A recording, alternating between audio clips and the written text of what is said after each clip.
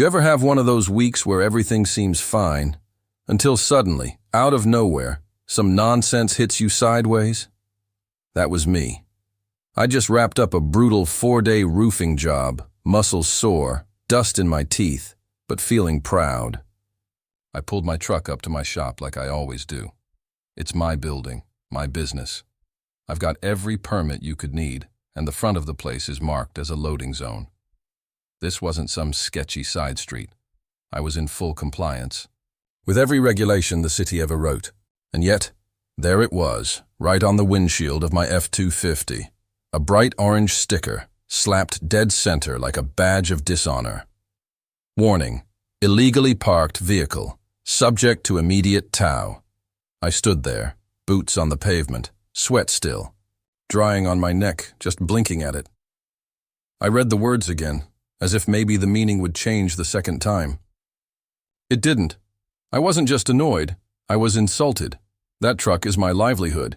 It's not just transportation, it's the mobile office, the supply runner, the billboard with my logo on the side. And now, some overzealous tow company thought they had the right to haul it off.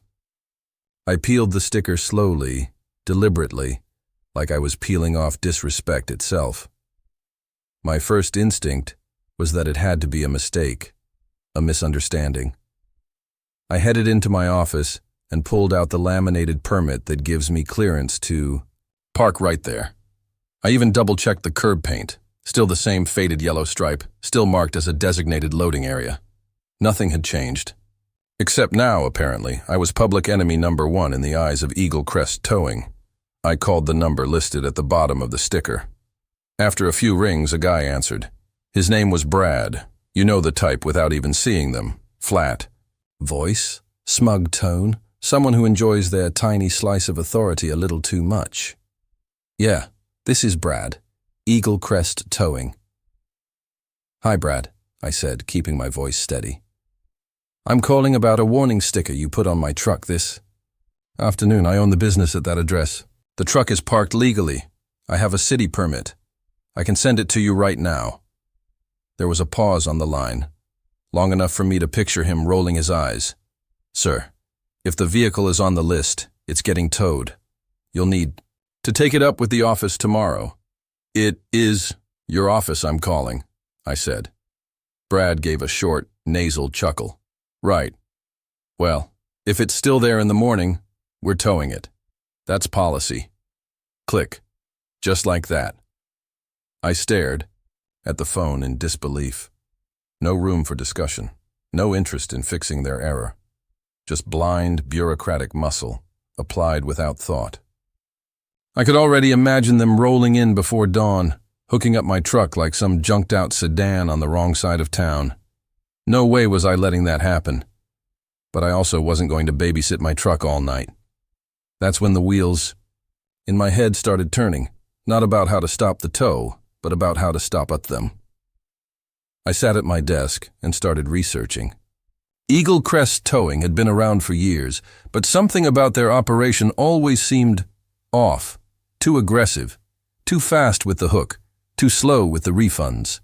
And the community had noticed.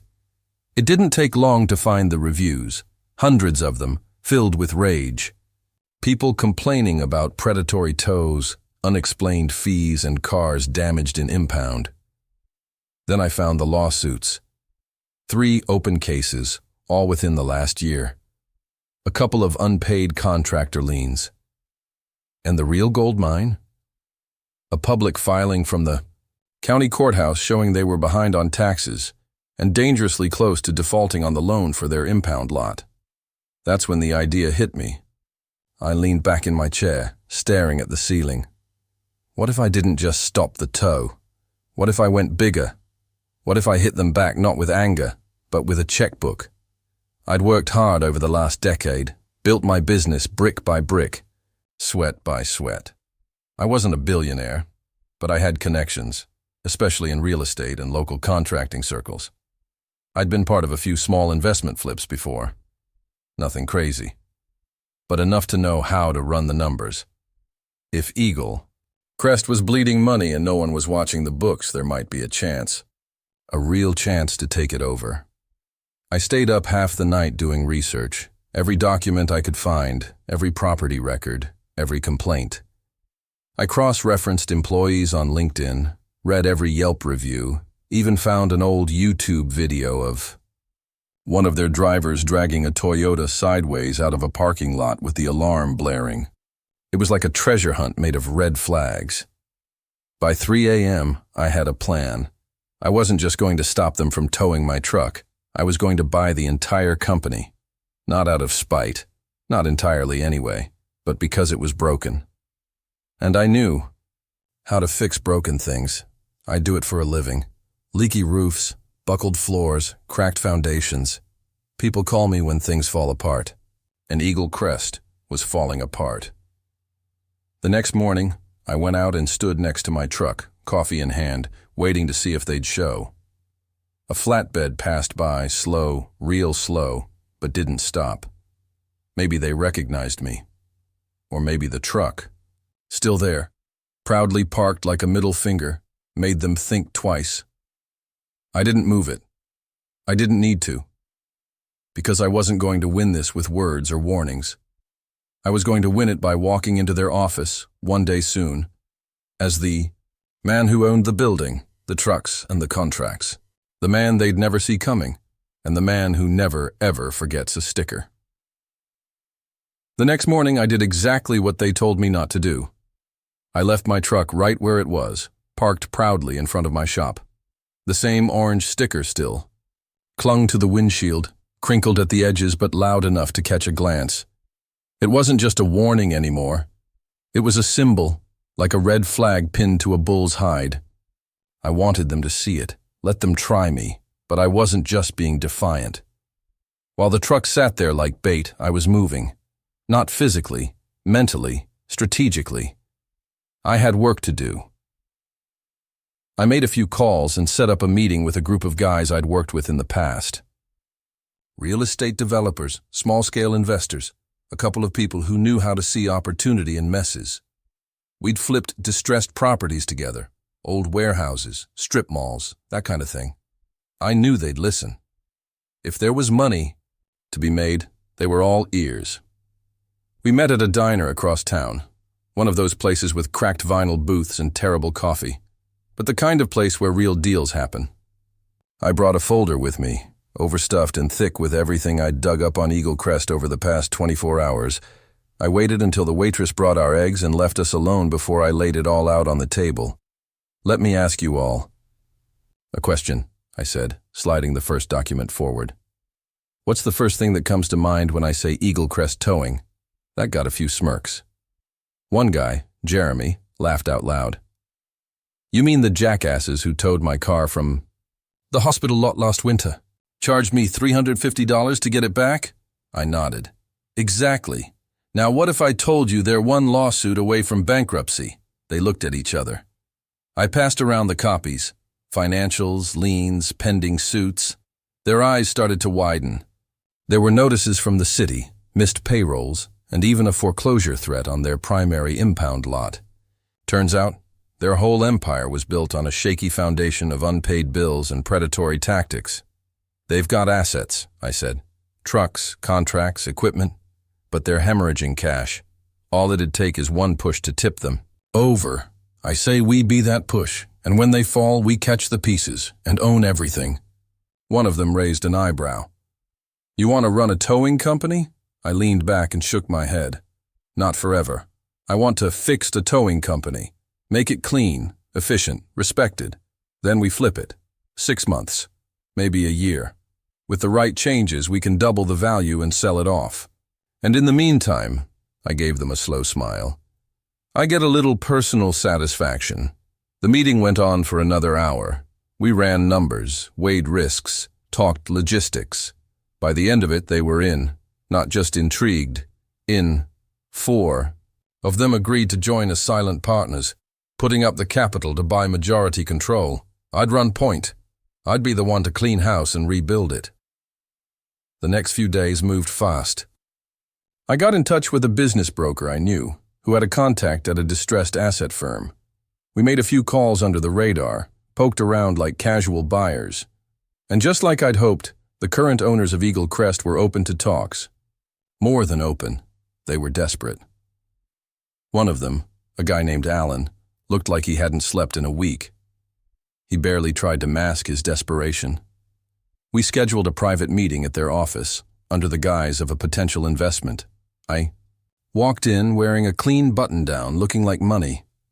But in my chest, my heart was pounding, not out of nerves, but because I could already see it unfolding.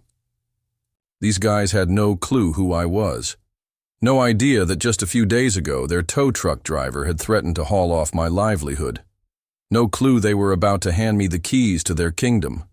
They gave me the tour, the dispatch room, the garage, the yard full of dusty, impounded cars.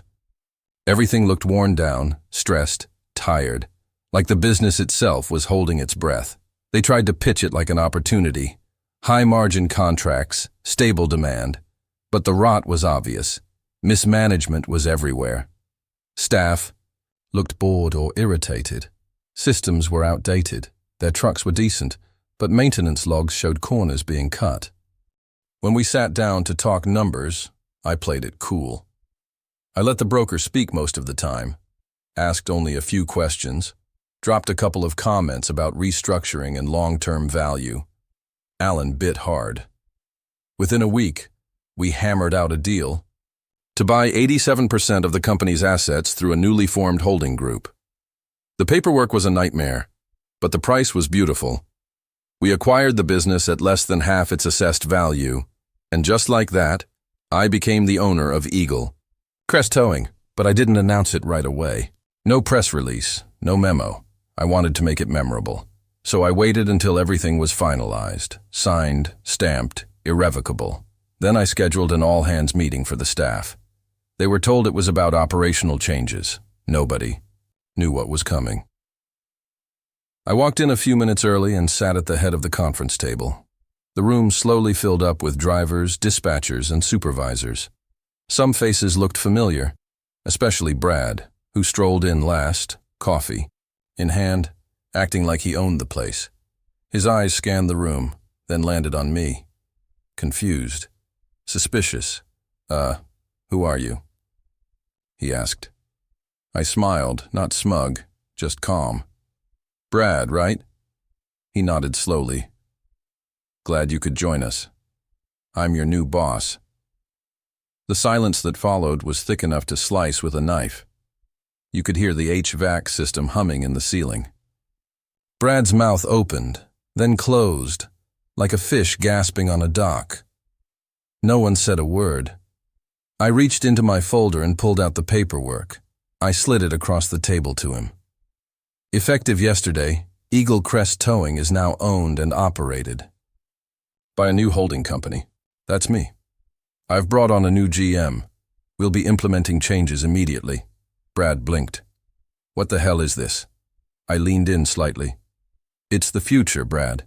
And in this future, we don't threaten to tow legal vehicles. We don't harass small business owners. And we sure as hell don't ignore permits." The meeting went on for an hour.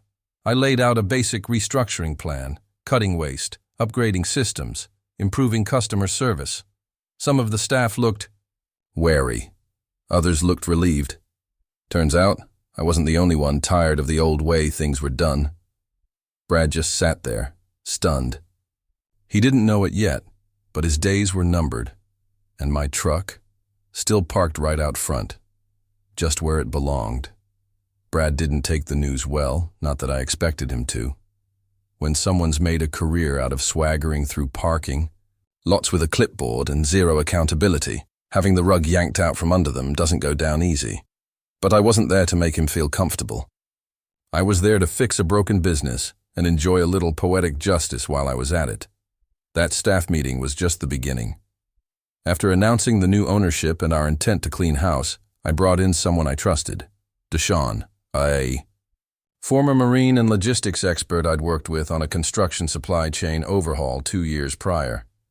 He didn't just know how to move things, he knew how to move people. In 3 days flat, he had a full assessment of Eagle Crest's internal operations.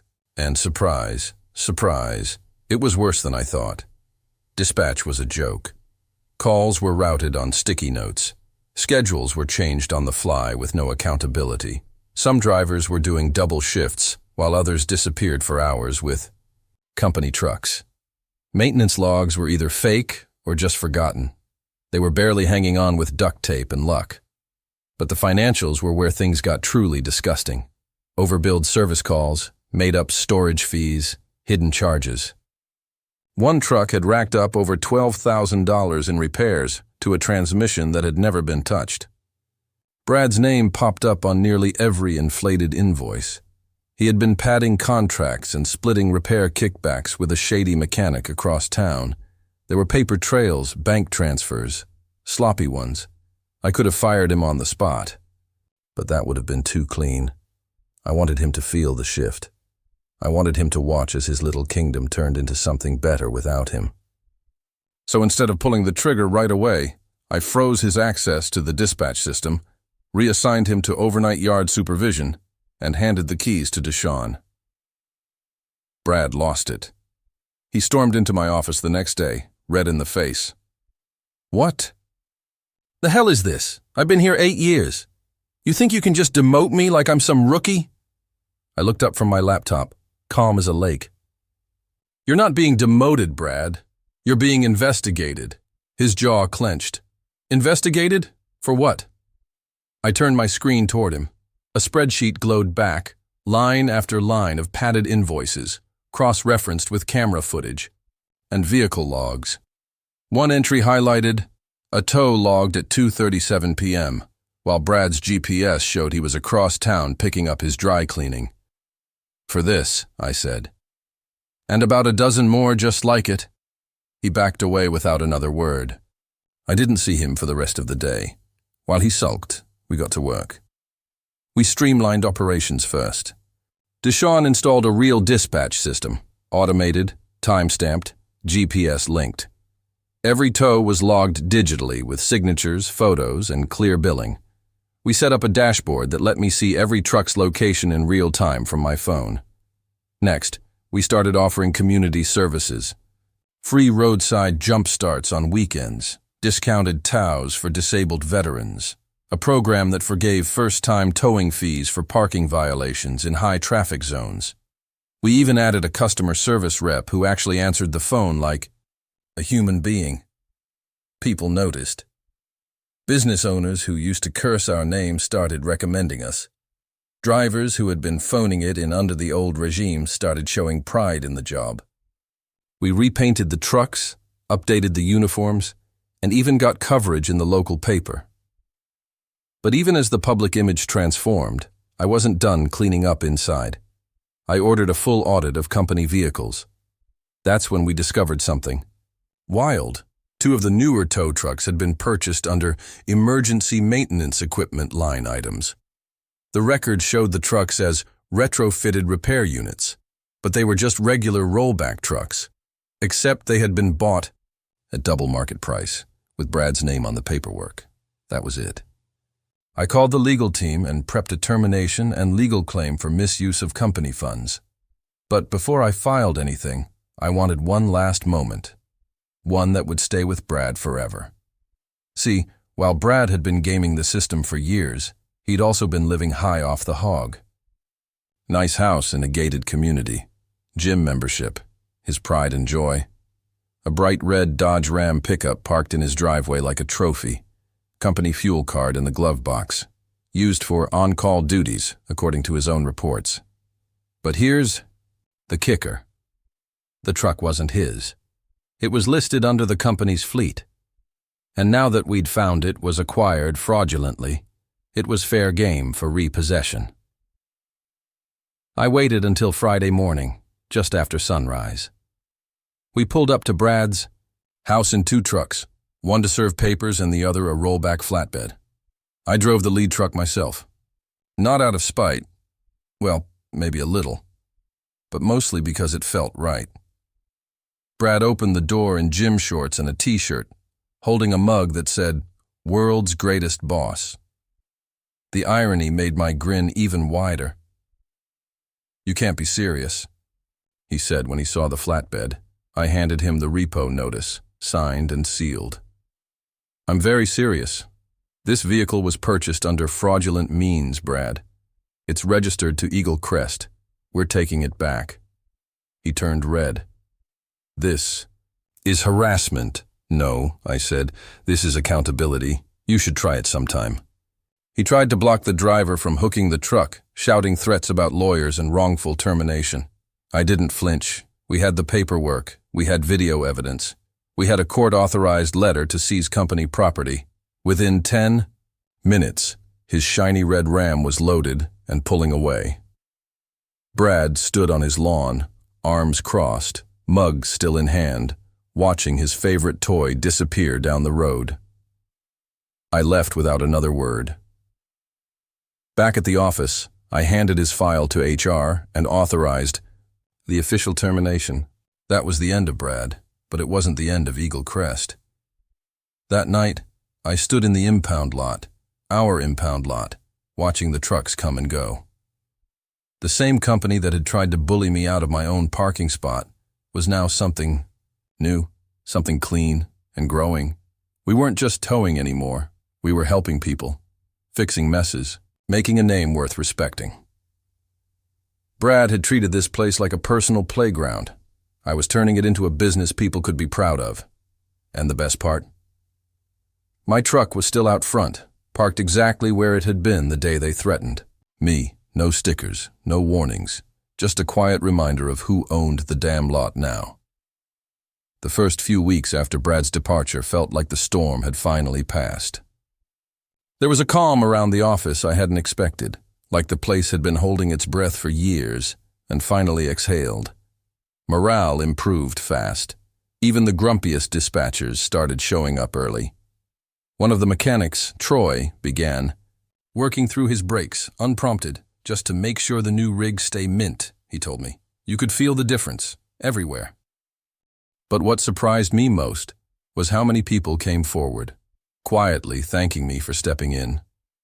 One of the younger drivers, Alonzo, maybe 22 at most, stopped me outside the break room one morning. I just wanted to say, thanks, he said, awkward, fidgeting with the rim of his ball cap. It was real bad before. Brad, he made us scared to speak up. I almost quit a dozen times. I clapped a hand on his shoulder.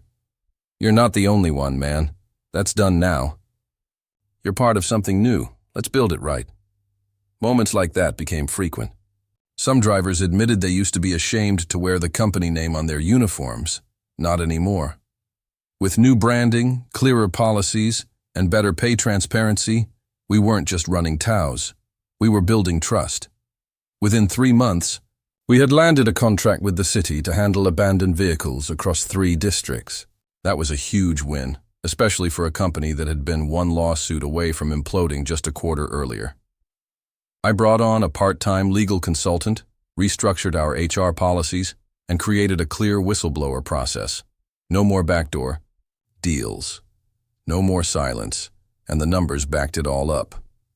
Revenue was up, overhead was down, complaints cut in half.